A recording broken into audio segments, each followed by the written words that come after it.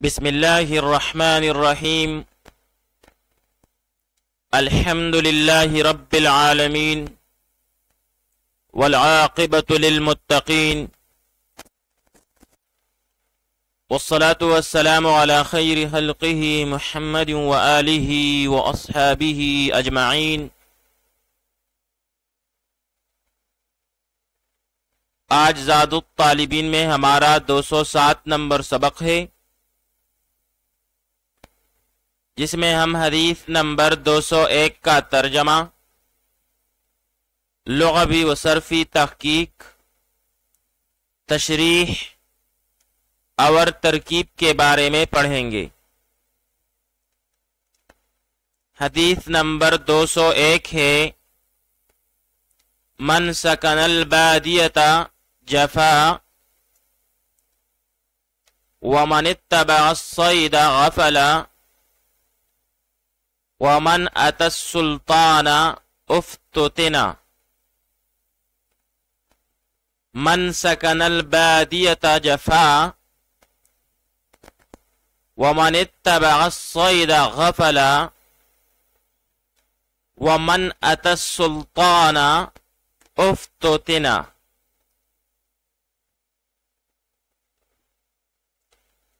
من سكن البادية، جو شخص جنگل یا دیہات میں رہا، جفا وہ سخت دل ہوا،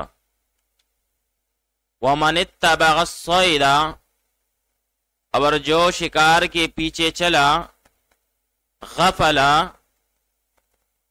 وہ غافل رہا، ومن أتى السلطان، اور جو شخص آیا بادشاہ کے پاس، افتتنا وہ فتنے میں پڑ گیا۔ من سکن البادیۃ، جو شخص جنگل یا دیہات میں رہا، جفا وہ سخت دل ہوا، ومن اتبع الصید، اور جو شکار کے پیچھے چلا، غفلا وہ غافل رہا، ومن أتى السلطان، اور جو شخص آیا بادشاہ کے پاس، افتتنا وہ فتنے میں پڑ گیا۔ اب یہاں پر سکنا صیغہ واحد مذکر غائب، پہلے ماضی معلوم، اسباب نصر ینصرو، جیسے سکن یسکنو سکنن و سکنا بمعنی رہائش، اختیار کرنا، رہنا، آباد ہونا، اور باب کرم یکرمو سے سکن یسکنو سکونتن و سکانتن بمعنی غریب و بیچارہ ہونا۔ البادیہ بمعنی جنگل، صحرا، اور جمع اس کی بادیاتن آتی ہے۔ پھر آگے جا کر جفا صیغہ واحد مذکر غائب، پہلے ماضی معلوم، اسباب نصر ینصرو، جیسے جفا یجفو جفن و جفاءن بمعنی سختی سے پیش آنا، سخت دل ہونا۔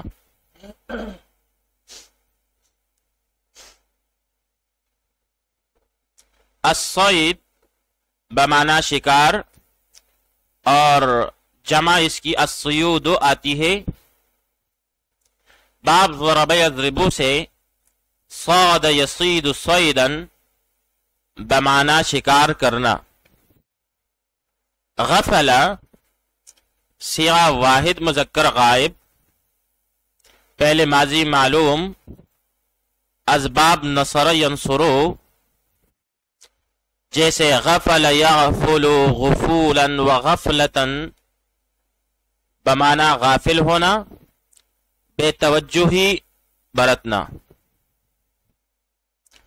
افتتنا صیغہ واحد مذکر غائب، فعل ماضی مجہول اسباب افتعال جیسے افتتن یفتتن افتتانا بمانا فتنہ میں پڑھنا، آزمائش میں ڈالنا، دل دادہ ہونا، اور مجرد میں باب ضرب یضربو سے فتن یفتن فتنتن بمانا گمراہ کرنا۔ آئیے اب اس حدیث شریف کی تشریح پڑھ لیتے ہیں۔ من سکن البادیۃ جفا، دیہات وغیرہ میں رہنے والوں کو عموماً علماء اور صلحاء کی صحبت کم میسر آتی ہے، اس وجہ سے ان میں دین سے دوری ہوتی ہے۔ اس دوری کی وجہ سے ان کے دل سخت ہو جاتے ہیں اور علم و معرفت، فہم و ذکاوت میں بھی کمی ہوتی ہے۔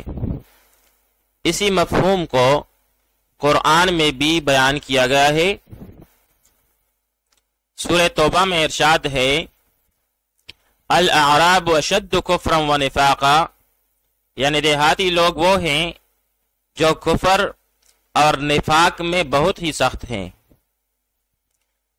ہاں، اگر دیہات میں علماء کرام ہوں اور دین کا ماحول ہو تو وہ لوگ ان شہریوں سے زیادہ افضل ہے جو جاہل ہیں۔ وَمَنِ اتَّبَعَ الصَّيْدَ غَفَلَ، جو شخص شکار کے پیچھے پڑا رہتا ہے ازراہ لہو لعب کے، تو ایسا شخص طاعات اور عبادات سے غافل ہو جاتا ہے۔ اور اگر روزی حاصل کرنے کے لیے شکار کرتا ہے تو یہ جائز ہے۔ بس صحابہ کے بارے میں یہ بھی آتا ہے کہ وہ بھی شکار کرتے تھے۔ وَمَنْ أَتَى السُّلْطَانَ أُفْتُتِنَا، جو شخص بغیر ضرورت کے بادشاہ کے پاس جاتا ہے تو وہ فتنہ میں مبتلا کر دیا جاتا ہے، کیونکہ جانے والا دین سے دوری پر بادشاہ کی موافقت کرے گا تو اس کا دین خطرے میں پڑ جاتا ہے، اور اگر مخالفت کرے تو اس کی دنیا خطرے میں پڑ جاتی ہے۔ اگر بادشاہ دیندار ہے تو پھر اس کے پاس جانے میں کوئی حرج نہیں۔ حضرت مظہر رحمت اللہ تعالی علیہ فرماتے ہیں کہ اگر کوئی بادشاہ کو امر بالمعروف اور نہی عن المنکر کرے تو اس کی حاضری جہاد سے بھی افضل ہوگی۔ آئیے اب اس حدیث شریف کی ترکیب پڑھ لیتے ہیں۔ من سکن البادیۃ جفا،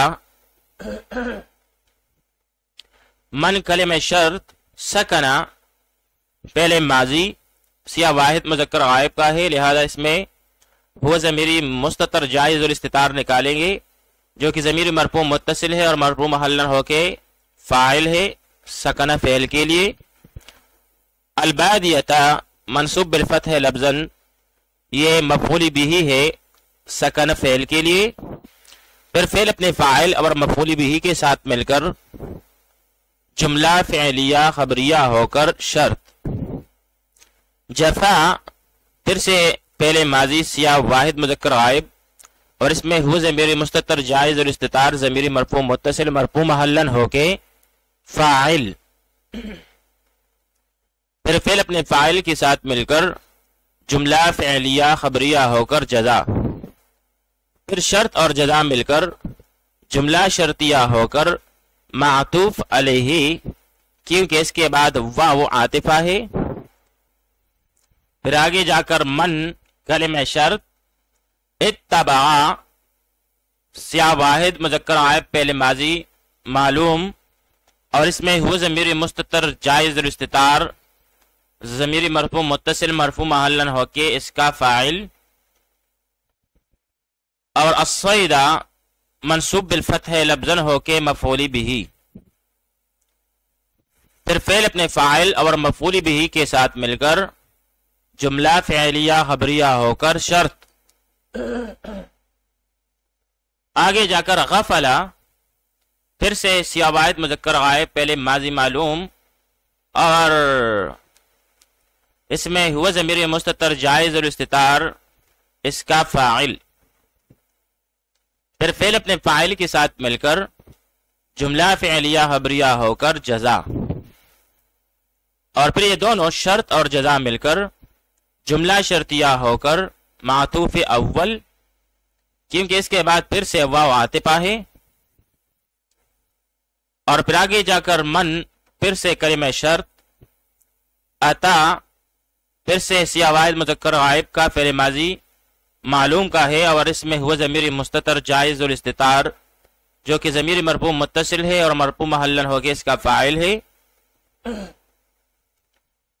السلطانہ منصوب بالفتح لفظاً ہو کے مفعول بھی، پھر فعل اپنے فاعل اور مفعول بھی کے ساتھ مل کر جملہ فعلیہ خبریہ ہو کر شرط، پھر آگے جا کر افتتنا فعل مجہول سیاہ واحد مذکر غائب کا، اور اس میں ہوا ضمیر مستتر جائز الاستتار